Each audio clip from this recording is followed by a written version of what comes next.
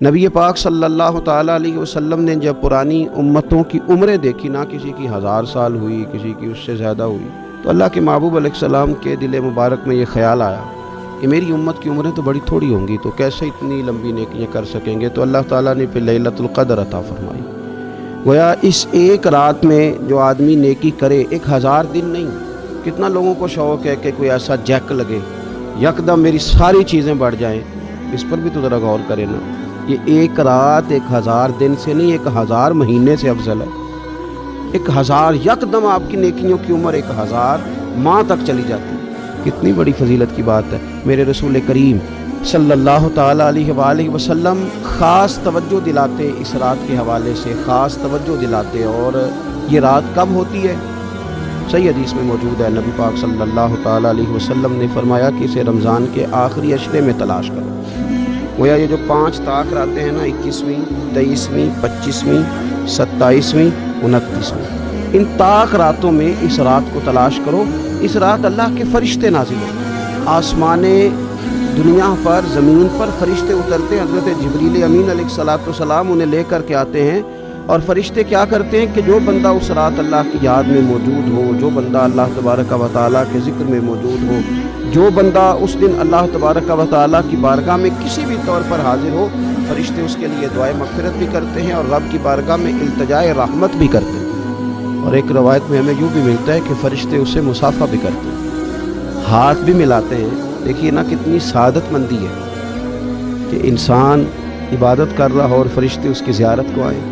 ہمارے صوفیاء فرماتے ہیں تو پکا پروگرام بنا لے عبادت کا، فرشتے کئی بار تیری زیارت کو آیا کریں۔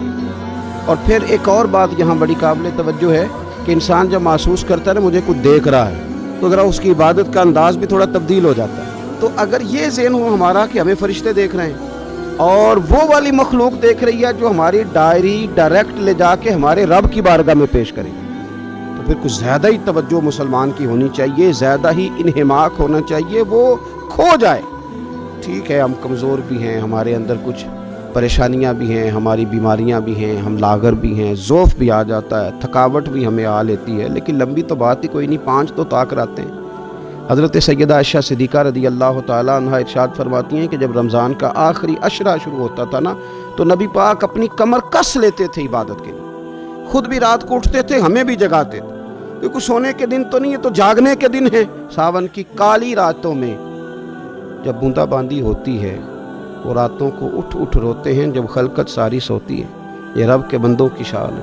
اور ویسے بھی درویش کہتے ہیں کہ رات پوے تے بے درداں نو نیند پیاری آوے، درد منداں نو تے یاد سجن دی ستیاں وی آن جگاوے۔